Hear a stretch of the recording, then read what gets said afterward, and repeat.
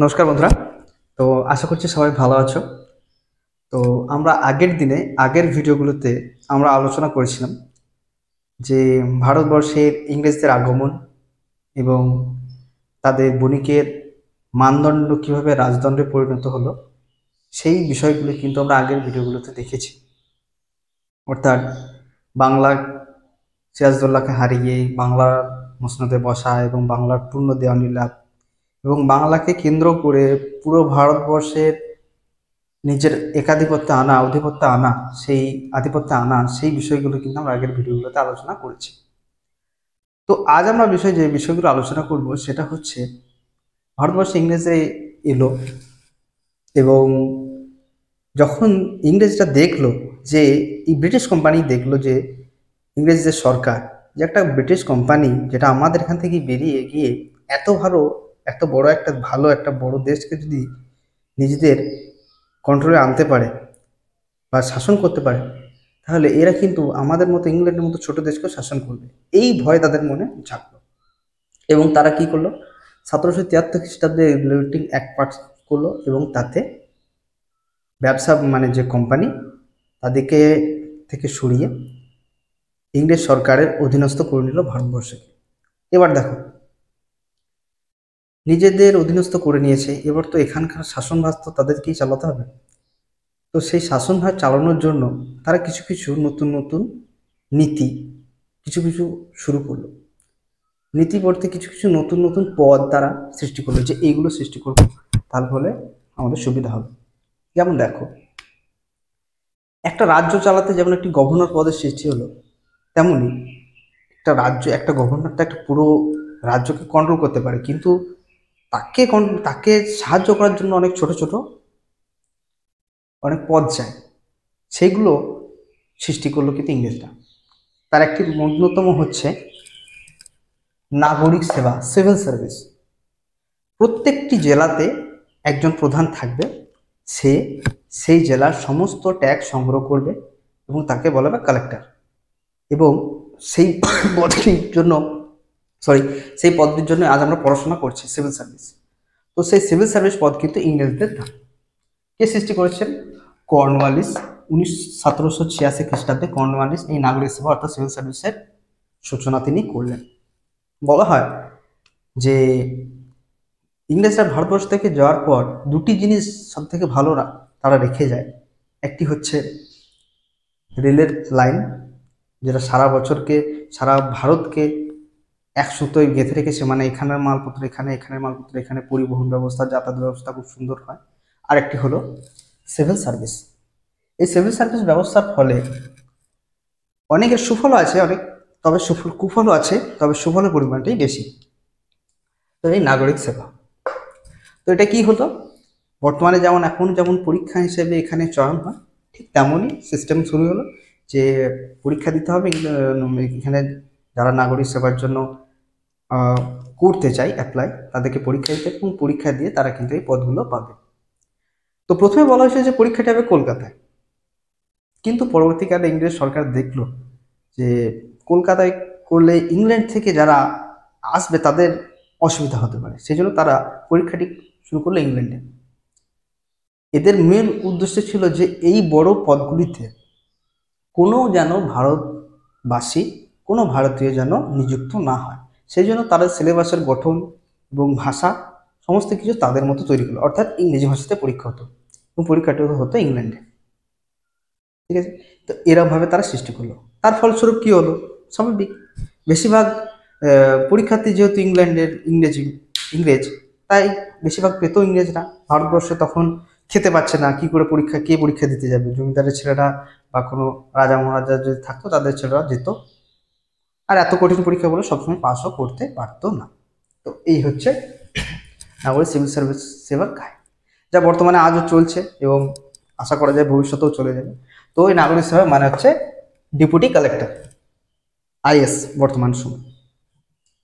তো এই একটি সেবা তৈরি হলো, যেটা হচ্ছে সর্বোচ্চ প্রশাসনিক সেবা। এরপরে দেখো, এত বড় একটা দেশ, বহিরাক্রমণ হতেই পারে। সেই বহি আক্রমণ এবং অন্তর্দ্বন্দ্ব রক্ষা করার জন্য তৈরি হলো সেনা। তবে এই বেশিরভাগ সেনাই কিন্তু হতো ভারতীয়রা, এমনকি সেনাপতি অর্থাৎ একটু বড় বড় যারা পদে তারা হতো ইংরেজরা। সেনাপতির হতো ইংরেজ, বড় বড় পদ থাকতো ইংরেজদের। বললাম সিভিল সার্ভিসের ক্ষেত্রেও যেটা প্রযোজ্য, সেনাতেও সেটা প্রযোজ্য, এবং যারা যুদ্ধ বিগ্রহ করতো তারা হতো ভারতীয়। 3,11,400 জন সেনা ছিল, তার মধ্যে 2,65,900 সেনাই হচ্ছে ইন্ডিয়ান। এর মধ্যে এতগুলো হচ্ছে ভারতীয় সেনা, এবং বাকি যে সেনাগুলো ছিল সেগুলো সব শুধু ইংরেজ। এবং ইংরেজদের খুব সুবিধাই হতো এতে, তাদের বাইরে থেকে সেনা আনতে হতো না, এখানকার সেনা খুব অল্প দামে তারা পেয়ে যেত। এবং ভারতীয়দের মধ্যে একটা মানে কি বলবো নৈতিকতা একটাই, যে যা নুন খাবো তার সাথে নমহারামি করবো না। তো ইংরেজরা যেটাই বলতো তারা কিন্তু সেভাবেই নিজের দিকে পরিচালিত করতো, কোনো রকমের যে কথা অমান্য করা কিন্তু প্রথম দিকে হতো না। এবং এর ফলে কি হলো, ভারতবর্ষে মানে এমনও হতো, এমনটা হতো বলতে সবসময় হতো, ধরো কোনো ভারতবর্ষের লোক কোনো যে ইংরেজদের বিরুদ্ধে যে আমরা আমাদের দাবি মানবো না, এরকম একটা কিছু ব্যাপার চলছে, তখন ভারতীয় সেনারা এসেই কিন্তু ভারতীয় লোকদেরকে মারতো। এটা কিন্তু ভাবতো যে এটা আমরা নিজের লোক, এদিকে আমরা মারবো না, এটা কিছু না। তারা তখন ভাবতো যে আমরা ইংরেজরা আমাদেরকে খাওয়াচ্ছে, অথবা ইংরেজরা যেটাই বলবে আমরা কিন্তু সেই হিসেবেই চলবো। তো এরকমভাবে সেনার সৃষ্টি হলো। এবার দেখো আরেকটি উন্নত জিনিস, সেটা হলো পুলিশ। পুলিশ অনেকগুলি গ্রাম নিয়ে একটা সংস্থা, অনেকগুলি গ্রাম যার আন্ডারে একটি থানা থাকে, এবং সেই থানার দায়িত্ব হচ্ছে সেখানকার মানুষদের যাতে শান্তি শৃঙ্খলা বজায় থাকে সেই বিষয়ে নজর দেওয়া, এবং তার যেন সুষ্ঠুভাবে জীবনযাপন করতে পারে। এই ছিল পুলিশ সেবার লক্ষ্য। তুমি জানলে অবাক হবে, পুলিশ কিন্তু ইংরেজিতেও ছিল না, প্রথমে চালু হয়েছিল ভারতবর্ষে, এবং ভারতবর্ষে সুফল মেলার পরে পরবর্তীকালে এটি ইংরেজরা আবার ইংল্যান্ডে শুরু করে। এই পুলিশ সেবার ফলে অনেক সুবিধা হয়েছিল, যেমন আহ, তখনকার দিনে ডাকাতি চুরি প্রচুর পরিমাণে হতো। দেখো স্বাভাবিক কথা, যদি অন্য খাবার কষ্ট থাকে অবশ্যই মানুষ চুরি ডাকাতির দিকে বেশি করবে, যেহেতু কাজ নেই। আগের ভিডিওগুলোতে আমরা পড়েছি যে কিভাবে ভারতবর্ষের কৃষকরা ধ্বংস হচ্ছিল, কিভাবে শিল্প ধ্বংস হচ্ছিল, ফলে অর্থের অভাব, মানুষ অনাহারে মৃত্যুবরণ করছে, তারপরে এইসবগুলো খুব হতো। পুলিশ আসার ফলে এগুলো কিন্তু অনেকটা কমে গেছিল। কিন্তু পুলিশরা একটা জিনিস যেটা হলো, পুলিশ থেকে নির্মাণ করা হয়েছিল বা পুলিশ থেকে সেবা তৈরি করা হয়েছিল যাতে মানুষের সেবা লাগে। কিন্তু পুলিশরা এত অত্যাচার করতো মাঝে মাঝে সাধারণ মানুষদের উপর, তাদের জোর করে খাজনা আদায় করা, কিছু টাকা আদায় করা, এই সমস্ত করে সাধারণ মানুষের জীবন পুরো একদম পুরো শেষ করে ফেলাচ্ছিল পুলিশরা।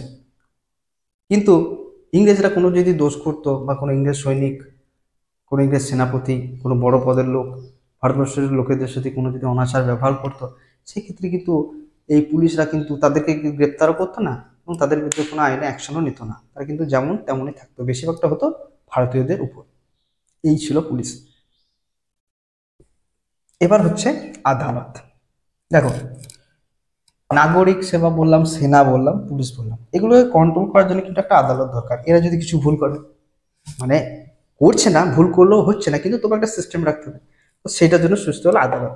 প্রথম হাইকোর্ট তৈরি হলো 1865 খ্রিস্টাব্দে। কোথায় কোথায়? কলকাতা, মাদ্রাস, মাদ্রাস মানে হচ্ছে চেন্নাই, আর হচ্ছে বম্বে মানে মুম্বাই, এই তিনটি জায়গায় আদালত তৈরি হলো। এবং আদালতের কাজ হলো বিচার ব্যবস্থা, কোনো কিছু বিচার ব্যবস্থা পরিচালনা করা আদালতের কাজ। এই আদালতগুলো কিন্তু তৈরি হলো। তাছাড়াও অনেক ছোট ছোট আদালত তৈরি হয়েছিল, বিভিন্ন জেলা আদালত, এবং আগে ব্লকেও আদালত থাকতো। যখন আদালত সৃষ্টি হয় তখন ব্লকেও আদালত থাকতো, পরবর্তীকালে জেলা আদালত, হাইকোর্ট, সুপ্রিম কোর্ট, বর্তমানে যেমন অবস্থা সেরকমভাবে তৈরি। এবার দেখো এই আদালতগুলো চলবে কিসে? এই আদালতগুলো তো একটা নিয়মে চলবে। সেই নিয়মানুবর্তিতা সেটা হলো আইন।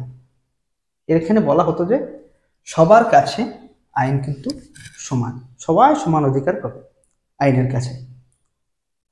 এটা হতো ভারতবর্ষের লোকেদের কাছে। যেমন যখন রাজা মহারাজদের সময় ছিল, নবাবদের সময় ছিল, এরকম সময় হতো যে কোনো ব্রাহ্মণ পণ্ডিত দোষ করলে যে বিচার পেত, কোনো শূদ্র বিচার করলে সেই বিচার পেত না। শূদ্রদের বিচারটা আরো কঠিন ছিল, ব্রাহ্মণদের বিচারটা আরো একটু নরম ছিল, তারা এতে সুবিধা ভোগ করতো। কিন্তু ইংরেজদের আসার পর কিন্তু সব ভারতে কিন্তু সমানভাবে, যদি কোনো ব্রাহ্মণ দোষ করতো সেও সমান সাজা পেত, যদি কোনো শূদ্র দোষ করতো সে কিন্তু ঠিক সমানভাবেই সাজা পেত, কোনো সময় ভেদাভেদ কিন্তু থাকতো না। হ্যাঁ, থাকতো কাদের সাথে?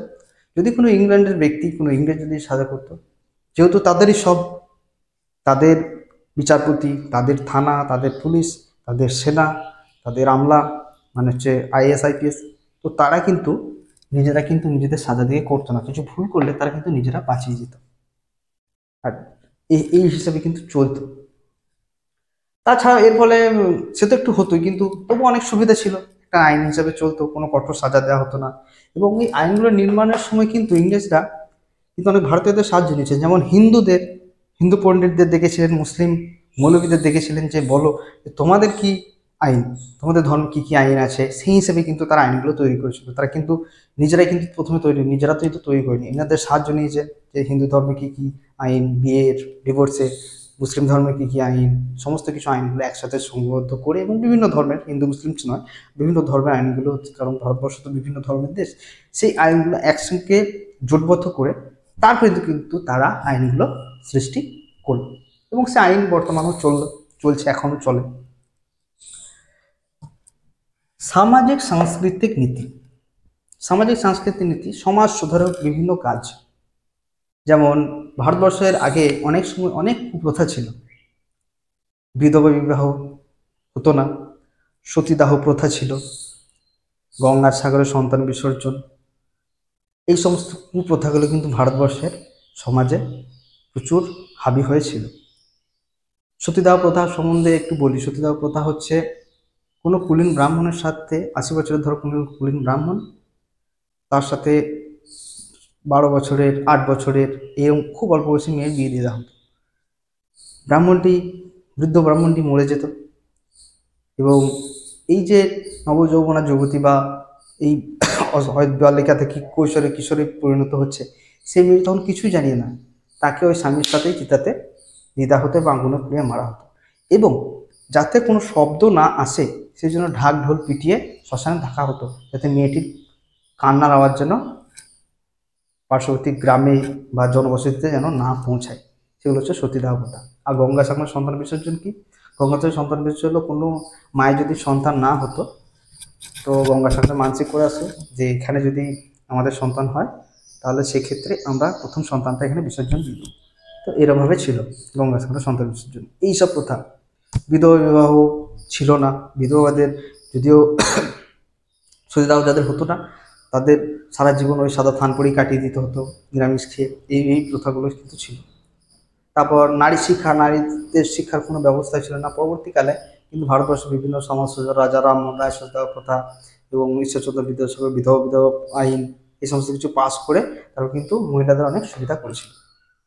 এবং নারী শিক্ষার জন্য বেগম রোকেয়া এবং বিদ্যাসাগর মহাশয়, এই সমস্ত কিন্তু তারা অনেক সামাজিক সুধার করে মেয়েদের কিন্তু শিক্ষার বিস্তারে এবং তাদের জীবনের শোধরাতে এবং সমাজ শোধরাতে অনেক কাজ করেছিলেন এনারা। সেগুলো কিন্তু ইংরেজদের আসার পরেই হয়েছিল, তার আগে কিন্তু হতো না। করতে গেলে ব্রাহ্মণরা বাধা দিত, ক্ষত্রিয়রা বাধা দিত, এরকম করে বাধা দিত উচ্চবর্ণের লোকেরা। আধুনিক শিক্ষা প্রসার। ভারতবর্ষে কিন্তু ইংরেজদের হাত ধরে আধুনিক শিক্ষা ভারতবর্ষে কিন্তু আসে, এটা একদম আমাদেরকে স্বীকার করতেই হবে। ভারতবর্ষে আধুনিক শিক্ষা প্রসার কিন্তু ইংরেজদের হাত ধরে আসে। প্রথম কিভাবে হলো? ফোর্ট উইলিয়াম কলেজ 1802 খ্রিস্টাব্দে প্রতিষ্ঠিত হলো। কেন প্রতিষ্ঠিত হলো? তারা দেখলো যে ইংল্যান্ড থেকে যে সমস্ত ব্যক্তিরা ভারতবর্ষে আসছেন, সে নাগরিক সেবা থ্রুতেই হোক, সেনা, পুলিশ, আদালত, আইন, তাদের কিন্তু এখানকার সমাজ ব্যবস্থা, এখানকার ভাষা, এখানকার সাহিত্য সম্বন্ধে কোনো কিছু জ্ঞান নেই। এবার দেখো, কোনো সমাজে তুমি যদি থাকতে চাও, সেখানকার সমাজে সেই বিষয়ে তোমার যদি জ্ঞান না থাকে, তাহলে তুমি কীভাবে সেখানে শাসন পরিচালনা করবে? এটা একটা স্বাভাবিক কথা। তো সেই শাসন পরিচালনার জন্য, যাতে সুষ্ঠুভাবে শাসন পরিচালনা হতে পারে, সেই জন্য তারা এখানে কিন্তু কলকাতায় ফোর্ট উইলিয়াম কলেজ স্থাপন করলো, এবং সেখান থেকে তারা কিছু ইংরেজি বই বাংলায় অনুবাদ করলো, কিছু এখানকার বিভিন্ন বাংলা হিন্দি ভাষার বই ইংরেজিতে অনুবাদ করলো, যাতে ইংরেজদের যারা আছে তাদের পড়তে সুবিধা হয়। এর ফলে কি হলো, অনেক বাঙালি লেখক, ঈশ্বরচন্দ্র বিদ্যাসাগর মহাশয়, রাজা রামমোহন রায়, তর্করত্ন মহাশয়, সমস্ত কিছু এখানে এলো, এবং তারা কিন্তু নিজেদের ভাষার বইগুলো ইংরেজি ভাষাতে মানে ট্রান্সলেট করে সেগুলো ইংরেজরা পড়তে থাকলো, এবং কিছু ইংরেজি বই বাংলা ট্রান্সলেট করে এখানকার ব্যক্তিরা পড়তে থাকে। এরপরে কি হলো, সাহিত্যটা আস্তে আস্তে বাড়তে থাকলো এবং শিক্ষার প্রসারটা আস্তে আস্তে কিন্তু হতে থাকলো।